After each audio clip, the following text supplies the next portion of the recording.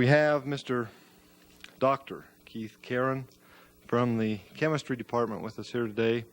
He has a BA from Washington University in St. Louis, an MS from Northwestern University, and a PhD from Northwestern University. Then he did postdocs for a while. It was interesting to me when he's been in Zurich, in Germany, and then he did a little bit in Texas, and he finally joined the faculty of the University of Wyoming in December of 1988, so he's been here a little over a year.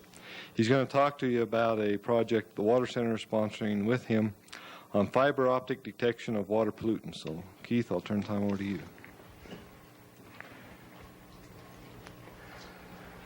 Okay, I'm going to start out telling you about the advantages of detection through optical fibers.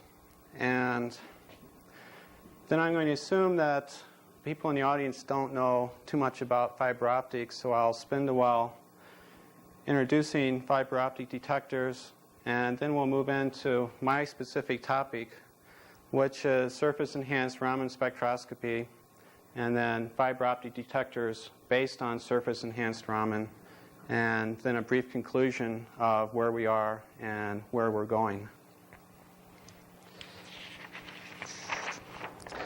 Okay, first, in order to show you the advantage of fiber optic detectors, I'm going to show you some of the present techniques.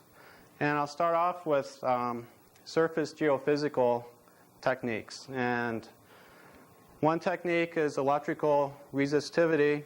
And what that can tell you is if there's water in the ground and if there's ions in the ground, it tells you how many there are through measurements of the ionic strength. What it doesn't do is tell you what ions are present. Then you can use radar or seismic techniques, and these can tell you about underground formations and whether water exists underground. And then there's remote sensing techniques like aerial photography, soil gas analysis, and these can tell you a little bit about water chemistry. In particular, aerial photography can look at the vegetation, and from vegetation you can tell a little bit about the chemistry of the water by what plants grow there. Now, to get more information about the chemistry of groundwater, you have to use what are called downhole geophysical techniques. And I've put these into two separate categories. One is called Baylors or syringe devices. And these are devices which are simply lowered into a hole that's been drilled in the ground. And what I've drawn here is a Baylor. And the Baylor goes down in a hole. When it hits the water, it pushes the ball valve up. Water gets trapped inside the device. Then when you pull it out, the ball seals again on the valve, and the water is trapped inside. And then someone pulls it up, and you can take the water out and perform chemical analysis. Now, the disadvantage of this is that it's discrete. It doesn't give you continuous information about the water chemistry. It's also not an anaerobic technique because when you pull this to the surface, the water gets exposed to air, and air can change the chemistry. And last of all, it's very labor intensive because someone has to sit there and continuously put this in the ground, pull it up to do the analysis. Now, a better technique is to use a pump. And in this case, you drill a hole in the ground, put a pump down below the water level, and the pump continuously brings water to the surface. Now, the disadvantages here are that you can get contamination due to the pump or the tubing that's used to bring the water to the surface. You also get outgassing because of the pressure differential in pumping water to the surface. And the well must be relatively large in order to put a pump down in the bottom of it.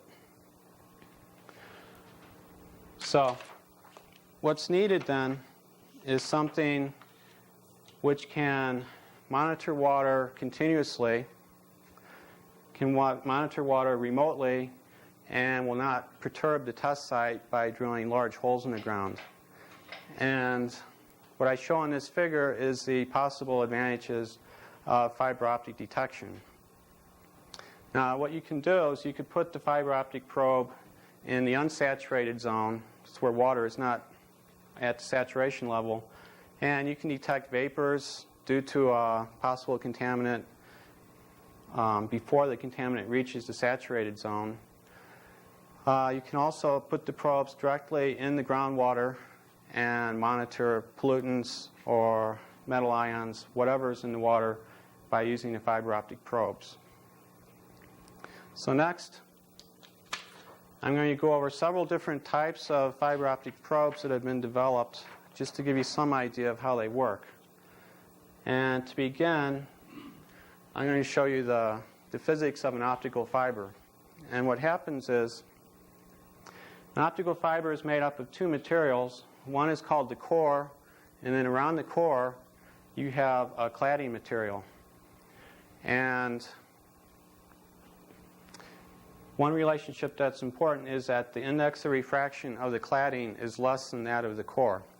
And if you look at Snell's law, it tells you that the sine of the incident light coming in is equal to N1 over N2 times the sine of the angle of refraction.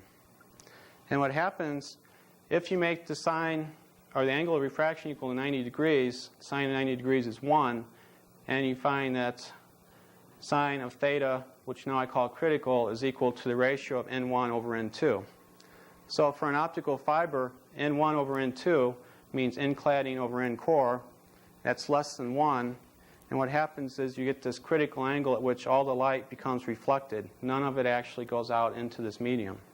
And that's called total internal reflection, and that's the basis of optical fibers. The light just travels continuously through the fiber, theoretically forever.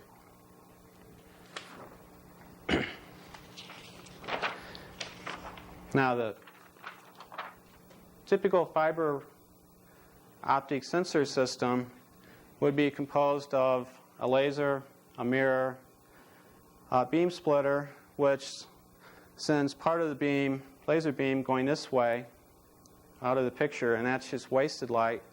And part of the beam goes through a microscope objective where it's focused into the optical fiber, goes over a long distance to the probe, and then from the probe, the modified light, due to some chemical analyte being present, goes back through the fiber, and it's either the same fiber or a different fiber, but it comes back, goes through the microscope objective to the beam splitter. Again, part of it goes this way, and then part of it goes this way, where it's focused into a detector and it's analyzed.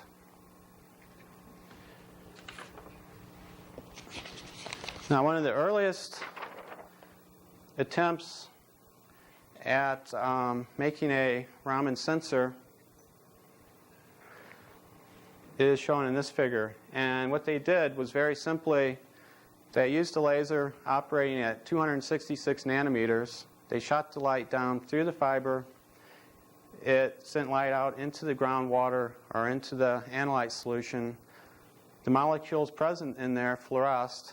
Part of their light went back into the same fiber, and fluorescence is shifted in wavelength, so now it's at 300 nanometers, and that was collected and analyzed. And in this study, they looked at phenol, creosol, and humic acid. And they also did a study showing how long the fiber can be.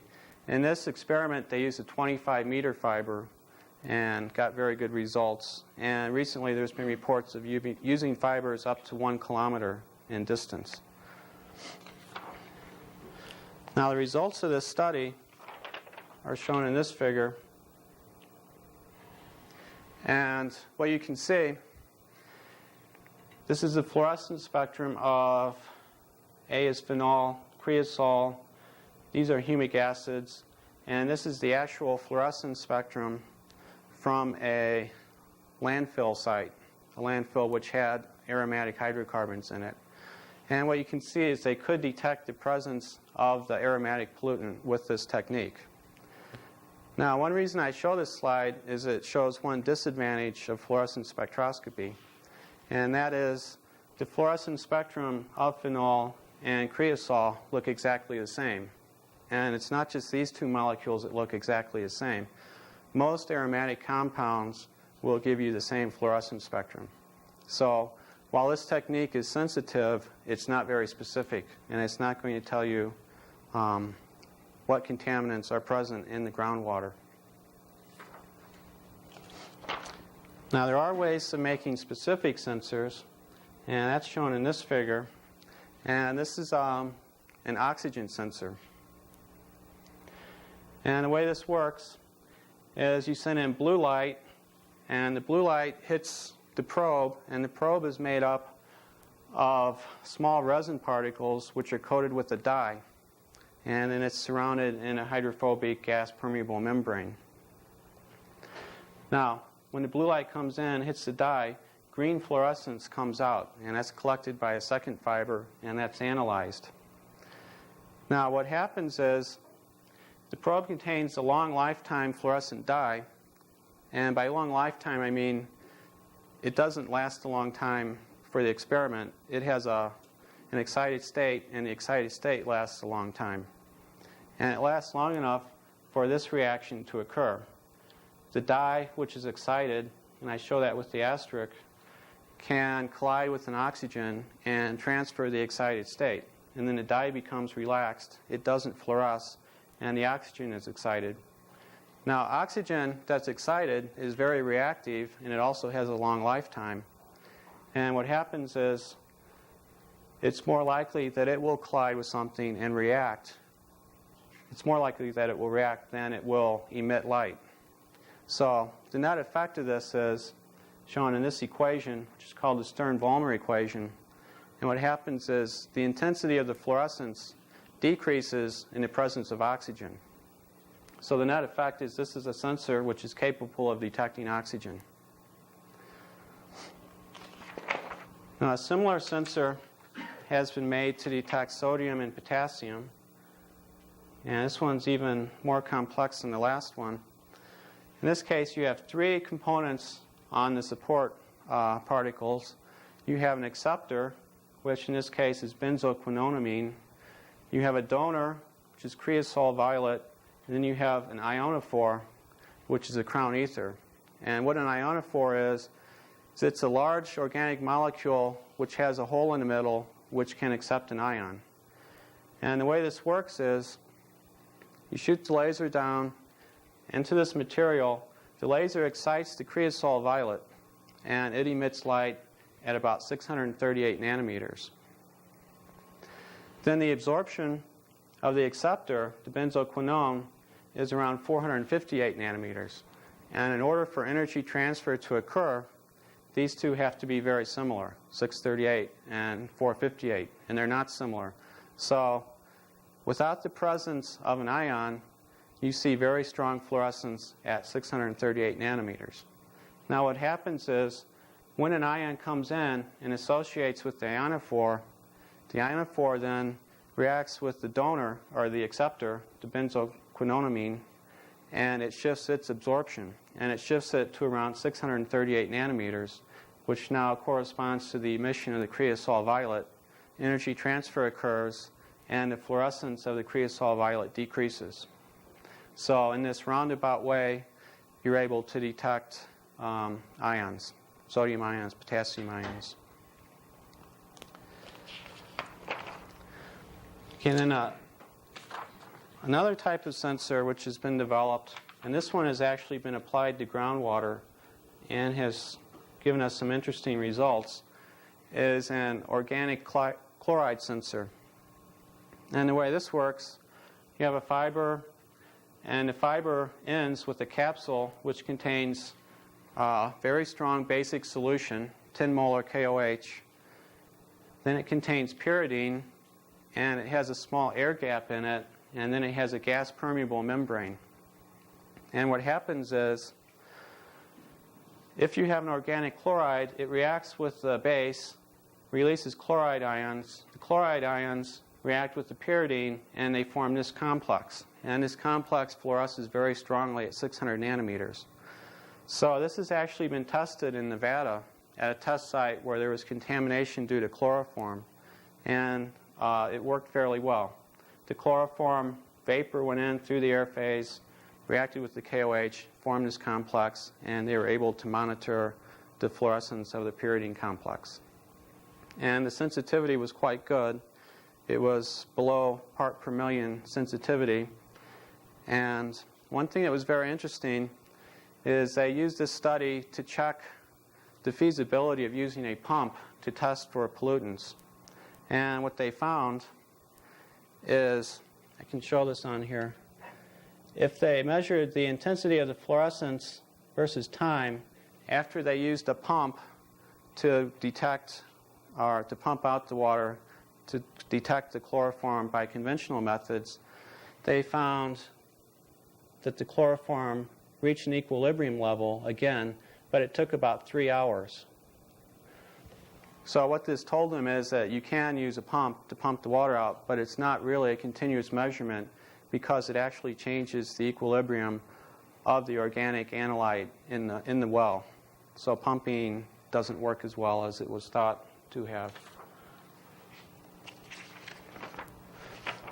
Okay, so those were fluorescence-based sensors. It's also possible to make sensors based on absorbance. And I give 3 examples here. This one is an example of a pH sensor. And in this case, the immobilized dye is phenol red. And basic phenol red absorbs 560 nanometer light, and it doesn't absorb 600 nanometer light. And so what was done was to measure the ratio of the intensity of the light coming out at these 2 wavelengths. And you can use this equation. And when you solve for D, D is equal to pH minus the pK of the dye. And so you can indirectly find the pH of the medium this way. And it was found to be fairly accurate. It was accurate to 0.01 pH units. And then 2 other systems that have been looked at. One is just a moisture sensor. And this is a very simple type of sensor using dry cobalt chloride, which is blue.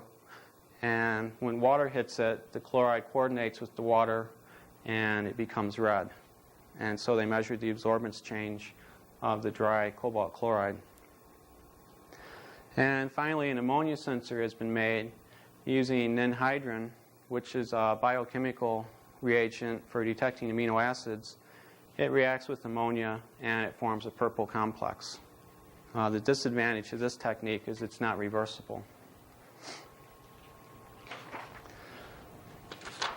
Okay, then the final type of sensor I want to talk about is called an evanescent wave sensor. And this is a little more complex. When I was talking about originally the physics of fiber optics, I said that the light hits the cladding material and all of it bounces back in. But that's not actually true, because what happens is when light crosses a medium or hits a medium, you actually do get an electric field outside of the fiber optic. And this electric field, if there's nothing there, no chemical to interact with it, indeed all the light comes back into the fiber. But if there's something there to interact with it, then it absorbs the light and it can fluoresce, and you can make a detector based on this. And I have an example of that. Now, the advantage of the evanescent wave-based sensor is that you have the light bouncing back and forth through here, and you can actually detect each place it bounces. And what that does is it increases the sensitivity of the whole technique. And I show that here. This equation is obeyed, and the advantage of an evanescent sensor is that they have multiple reflections. And I give an example. If you have a 500 micron fiber by 755 millimeter sensor in length, and theta is 65 degrees, it will have 70 reflections. So you can increase the sensitivity of your experiment 70-fold by using an evanescent wave sensor. And one example of this is a biochemical example where they attached an antibody to the optical fiber, and then they loaded up the antibody with a fluorescent tagged antigen, and then they measured the fluorescence coming back through the fiber. Now, when this is put in the presence of a non-fluorescent tagged antigen, the fluorescence will decrease, because this reaction will take place. The non-fluorescent antigen will come in and displace the fluorescent ones. So by measuring the decrease in fluorescence, you can determine the presence of an antigen.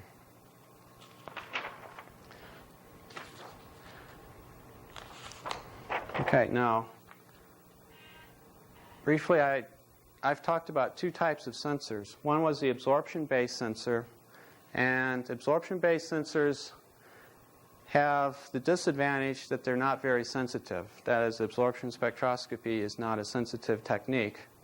And also, they're somewhat limited because the absorption of some molecules are way into the ultraviolet where you cannot use fiber optic sensors.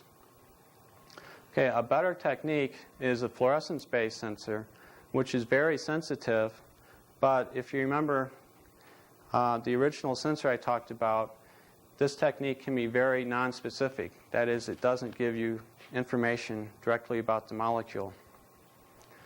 So for the rest of the talk, I'm going to talk about two other techniques, Raman spectroscopy and resonance Raman spectroscopy. Now, what Raman spectroscopy is basically you're sending in a photon of light, the photon hits a molecule, and it bounces off. And that collision can be inelastic, which is what I'm showing here. Light of one wavelength comes in, it hits the molecule, and you drop back down to an excited state. So the photon has hit the molecule, excited it, and it bounced off, and its energy is changed. And then what we do is we measure, using a monochromator, the light that comes off the sample. And we'll see a wavelength corresponding to each one of these vibrations within a molecule. Now the advantage of this is it's very molecule specific. You get vibrational information about the molecule, and in theory you could determine the exact structure of every molecule from the Raman spectrum. Now the disadvantage of it is that Raman spectroscopy is very, very insensitive, and it is not a very good technique for detecting molecules. Now one way to overcome that is to do what's called resonance Raman, where you excite into the excited state of a molecule, and there you get an enhancement of the Raman scattering on the order of 10 to the 4th or 10 to the 5th. But even with the resonant enhancement, you're still not going to be very sensitive in your detection. Then in the next figure, I just go over again the advantages of Raman, and you can see that here. The top one is a Raman spectrum, and this is a fluorescence spectrum. And what you see is the Raman spectrum contains a very large number of narrow lines, each one corresponding to a vibration in a molecule, and you can use this to determine the structure of the molecule. The fluorescence spectrum, on the other hand, is very broad, and it actually doesn't tell you anything about the structure of the molecule. So you can see if Raman was sensitive, it would be the ideal technique. Now, fortunately, there's a way to increase the sensitivity of Raman, and I show that in this figure. In 1974, Martin Fleischmann did an experiment where he adsorbed pyridine onto a roughened silver film. And what he found was he did indeed observe a nice Raman spectrum of pyridine adsorbed to the silver. And his explanation of that was that the pyridine, or the surface area of the film, is just increased a lot by making it rough, so you have a very large number of molecules adsorbed. Therefore, he saw the large signal. 3 years later, in 1977, someone else went back, repeated this experiment, making the surface less rough, and he actually calculated what the surface area increase would be. And what he found was that the intensity of the Raman on the surface was 1,000,000 times larger than what it should be. That is, the Raman in the bulk. And this was the discovery of what's called surface-enhanced Raman spectroscopy, which is called SIRS. And at that time, it was an anomalous enhancement. Now it's beginning to be well understood how this works, and I show that here. if you have a metal particle, what can happen is the electric field of the light will polarize the particle. Part of the electrons will go to one end, and the positive charge will stay at the other, and you get a very large local field right around the particle. And this is the equation which shows you what the local field is. And it contains two terms that are very important. One is A, and A is a geometric factor, and it's equal to 1/3 for a sphere. And it becomes smaller as the particle becomes more elliptical. And the other term is this epsilon omega, and that's the dielectric constant of the metal. And the unique thing about surface-enhanced Raman is only certain metals work, and that wasn't understood at first. But now it's understood that if epsilon is equal to -2, for example, for a sphere, then you put that into here, you get -2 minus 1 times a third, that's -1. -1 plus 1 is 0. And what you see is the local field becomes infinite. And that's the surface-enhanced effect.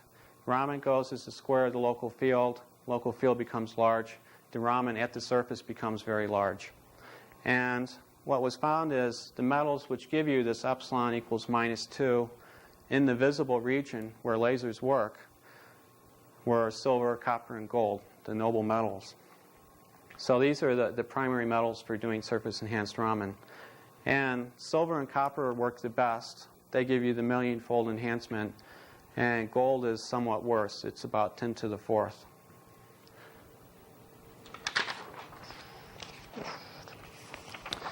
Okay, now this shows you the capability of surface-enhanced Raman. And this is a spectrum of cobalt phthalocyanine on a roughened silver surface. And what you see, the sample size, which means the area that the laser is illuminating, or the number of molecules in the area that the laser is illuminating, is 40 femtomoles. That's 40 times 10 to the minus 15th moles. And the signal to noise for this spectrum, you can't even see the noise, but if you could, it's about 35,000. So based on these two parameters, you can find a detection limit, and it's about 3 attomoles, which means 10 to the minus 18th moles. And this is very sensitive. And the sensitivity of this approaches and sometimes is a little better than fluorescence. So what that means is we have a technique now which gives you this nice spectrum, very narrow bands, very molecule specific, and it has the sensitivity of fluorescence. So this is the concept on which we plan to base our fiber optic sensors. And here I just show you kind of our plan of attack. And this is the order in which we're doing this. One is to find chemicals which show large Raman shifts in the presence of an analyte. And this research is underway. Second is to find a method of protecting the sensors from environmental degradation. And this is important because we're going to stick these in the ground, and water, even though we're using noble metals, they still oxidize, and if the water is acidic, they could degrade the sensor very rapidly. So there has to be some way to protect it. And then the last two steps are in the future for us, but one, we need to develop the best optical fiber geometry for doing this surface-enhanced Raman detection. And finally, we need to make a unit which can be used in the field, something that's portable. Okay, I'm going to show you two types of sensors that we've been working on. And the first one is based on detecting organic compounds. And again, we're going to stick with cobalt phthalocyanine because it gives us very nice Raman spectra. And the nice thing about cobalt phthalocyanine is it has 6 coordination sites. When you put on a surface, one side is going to be directed at the surface and will hold the molecule down. 4 sites are going to be taken up with the large phthalocyanine ring, and what happens is you have a free site sticking out of the surface. And this is a site where something can come in and bond to the cobalt phthalocyanine.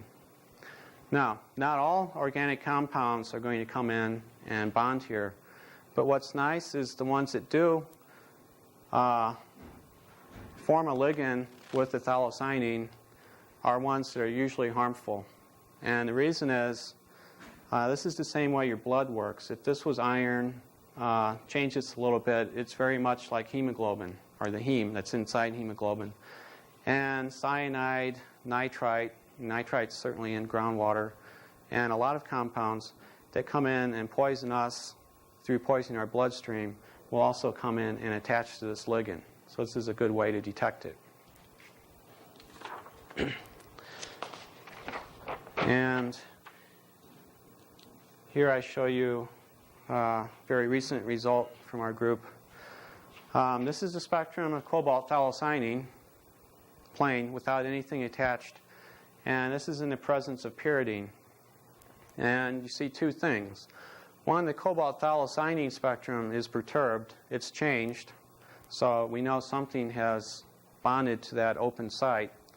And I show that here, though it doesn't show up very well.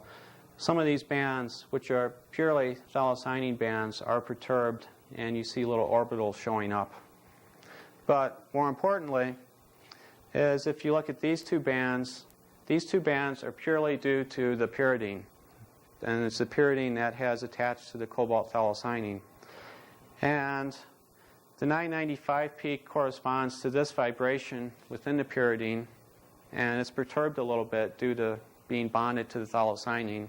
So it's shifted by 4 wave numbers. And the 1035 peak is another vibration. This is called the trigonal vibration of pyridine.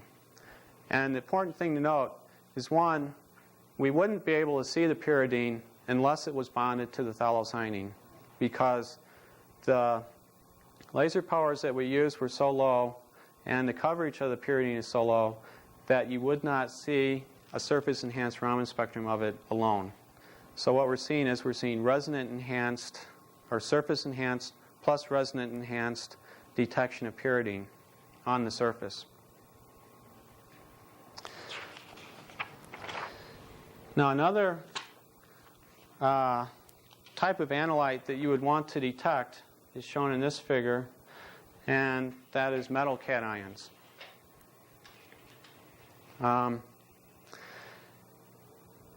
I chose this molecule as a possible detector or indicator for metal cations for 2 reasons. One, it has an absorption band in the green, so if we use a green laser, we can combine surface-enhanced Raman and resonance Raman to give us very large enhancements, so it will be very sensitive. And secondly, the bonding occurs through this double-bonded nitrogen, which is called a diazo group, and those are known to give very strong Raman scattering. So the idea was obtain a spectrum of non-bonded iriochrome black T and bonded iriochrome black T, and look at the changes that occur in the Raman spectrum. And hopefully the Raman changes would be specific for the type of metal that's bonded. And that's worked fairly well, though it certainly could work better. And this is a figure. This shows the diazo bonds. These are the very large ones, which is what I expected. And you can see that there are changes when the iriochrome black T bonds with the metal.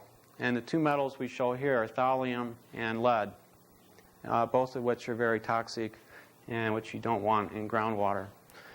And the main thing you see is that the intensity has changed in these bands. And that's useful for doing quantitative analysis. What was somewhat unfortunate about this molecule is that these bands did not shift in frequency. So just based on these bands, if I could only see this part of the spectrum, I could not distinguish between different metals bonded to the iriochrome black T. But what was fortunate was when we looked down here in some of these weaker bands, we did see differences between the metals.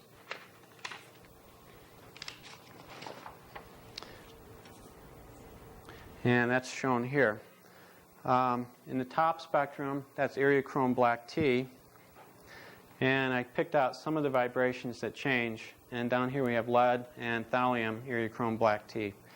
And you can see the 966 vibration splits in some cases. And the 878 vibration also splits, giving you new bands. And also in this region, there's some large changes which seem to be metal dependent. So the idea is we could use this molecule at the end of an optical fiber, stick it in the ground, and determine what metals are present. Now another thing that we've tried is to look at the concentration dependence of the Raman spectrum. And we plotted the surface enhanced Raman intensity of one vibration at 866 divided by another vibration at 792. And the 866 vibration is one which is due to metal complexation, and the 792 is one which does not change when the metal complexes. And we get a fairly linear relationship when we plot it against the P magnesium.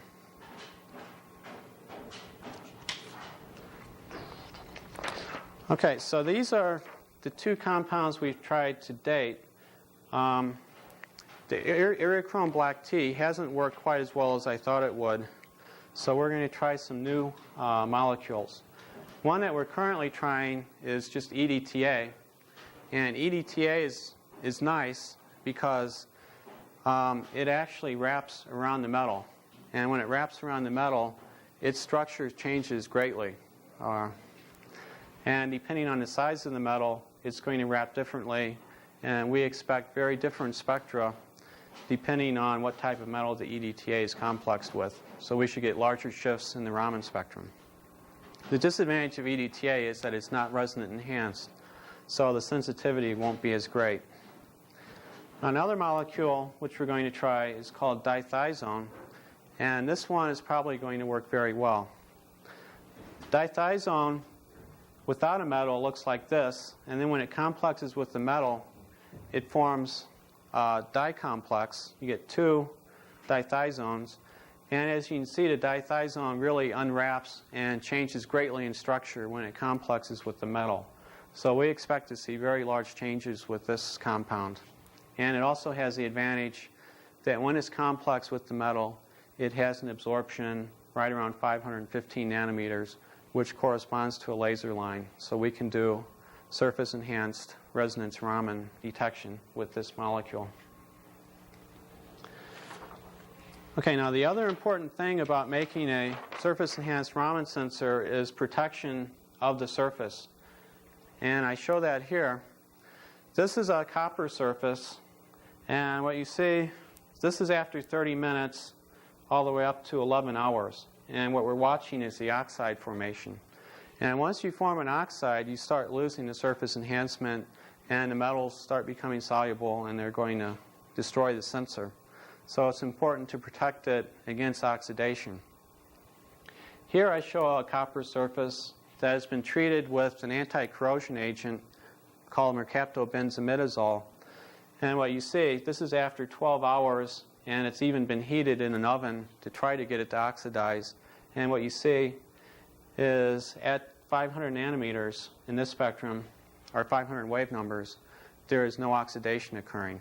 So it does look like we can protect the films very well by using anti-corrosion agents. Another advantage of these agents is that they allow us to do the next step, which is very important, and that is coupling the dye molecule or the Raman indicator to the surface. Because most of these indicators are soluble in water, and you don't want it to dissolve off when you stick it in the water.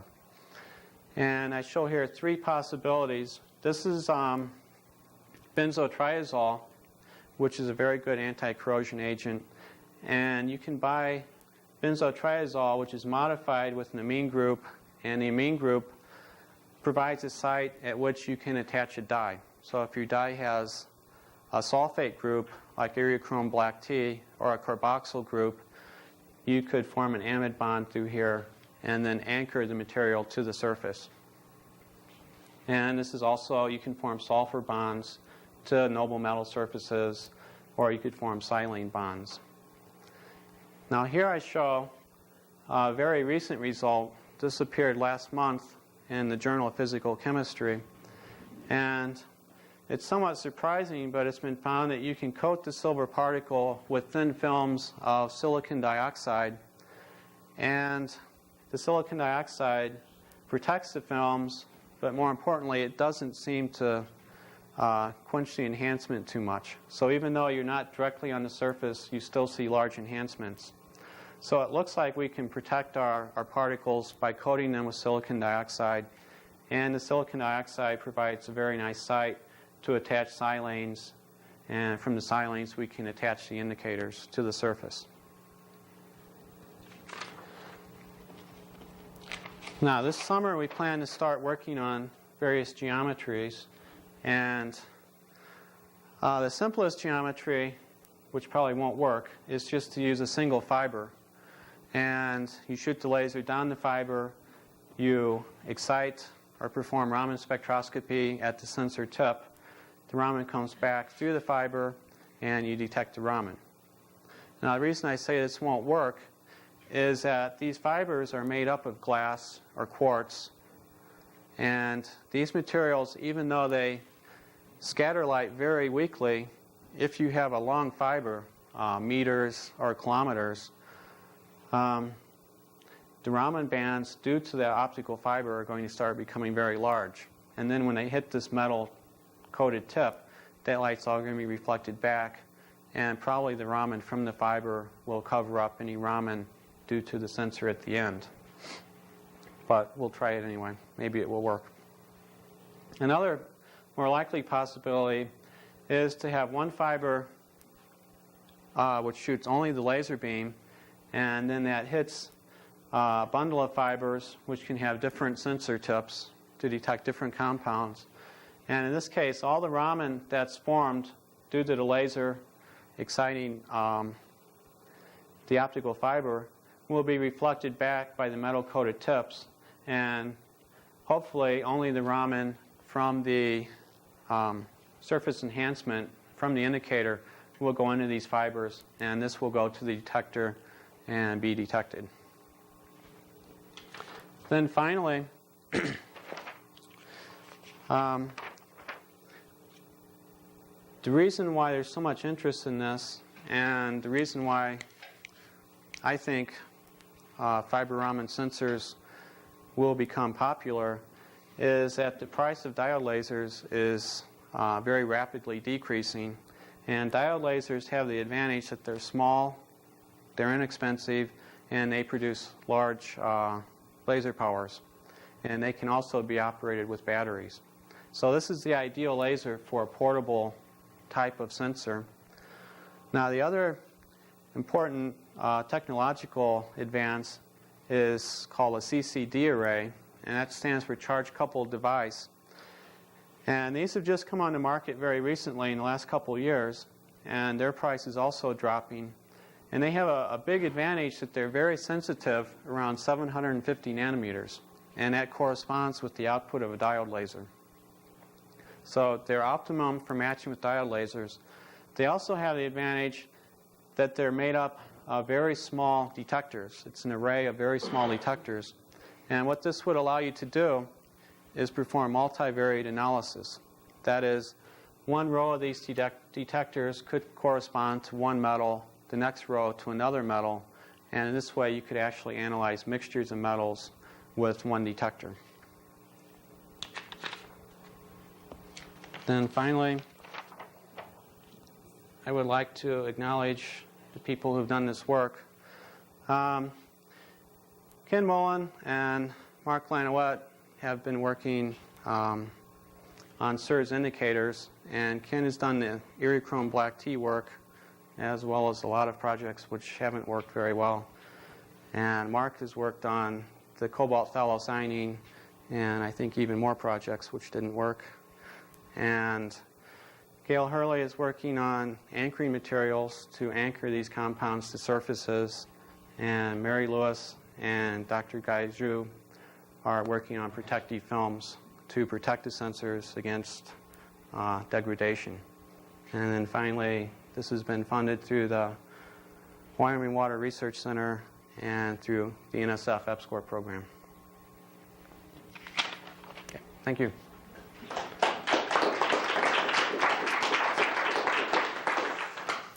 If you have any questions, use the Yeah. push button, red button. Yes. Yeah, just for information, you are using EDTA, right? For complexing these metals? We're trying EDTA. Actually, what I found is that EDTA is a really lousy Raman scatterer, Yeah. and it's not very sensitive. Did you try DTPA? No. Because, okay. Yeah, there are chelating agents which have aromatic rings, and the aromatic rings will make it a lot more sensitive. So. Check that DTPA is a good complexing agent for these heavy metals, particularly. Yeah. So There's one called PETN, which has pyridols hanging on it. And any aromatic compound scatters light very well, and that should increase the sensitivity a lot. Yeah.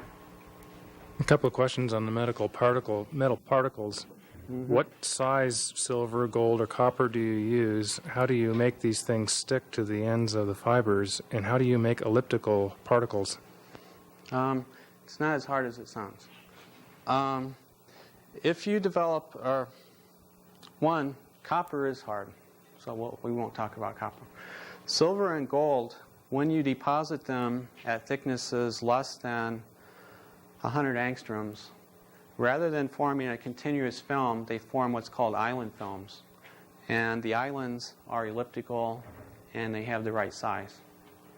And there is an optimum thickness. For both silver and gold, the optimum thickness is about 60 angstroms.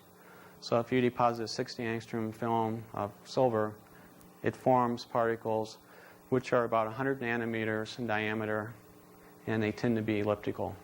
And they give you quite strong enhancements. And you can just deposit this onto the fiber directly. Or probably what's going to happen is we're going to have to use something to anchor the metal to the fiber. And for that, you can use a silane agent, probably something with a silane, which will attach to the fiber, to the glass, and then on the other end have a thiol group, which will bond with the metal, and that will hold it to the surface. That works. That's what Buttrey uses, and it works. So. Yes? One important aspect of using these probes would be the reversibility of the Right. interaction with the adsorption. Right. Can you address that? Well, all of the compounds I showed are reversible. They're just complex formation. Hopefully they have, the ones I showed have very high equilibrium constants for complexation. EDTA sometimes is 10 to the 14th, 10 to the 15th. But still, it's totally reversible. When the analyte's not there, the metal will pop out. So they are reversible, which isn't true of some of the other detectors I showed you. The organochloride one, for example, is not reversible. Once the pyridine complex forms, it's stable, and it won't go back the other direction. Yes? I'm interested in the real configuration down at the terminal of the fiber. You have the fiber that's providing you with your activation unit. Right? Where does it stand relative to the ones that have been coated to take the Raman back together? Huh. You have to put it at right angles, you have to focus it.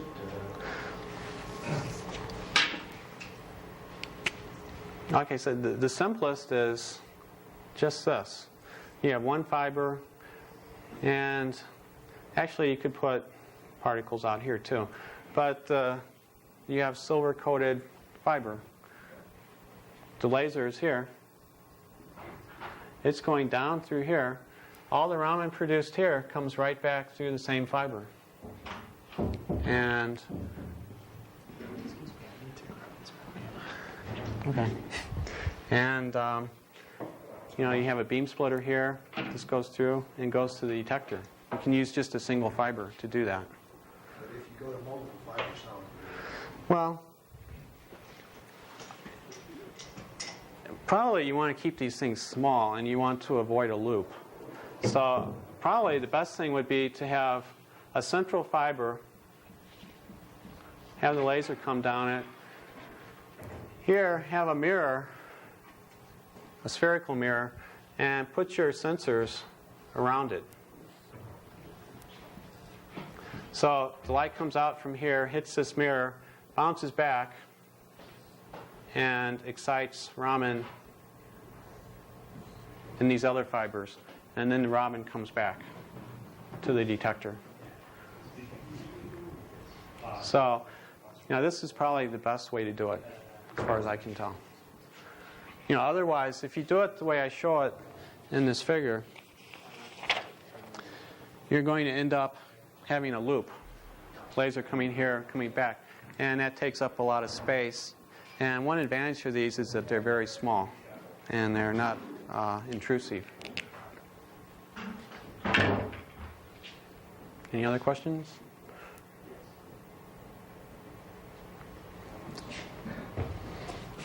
Okay. Thanks, Keith. We appreciate that, and I hope you all enjoyed it. See you next week if you have the opportunity to come to our water talks.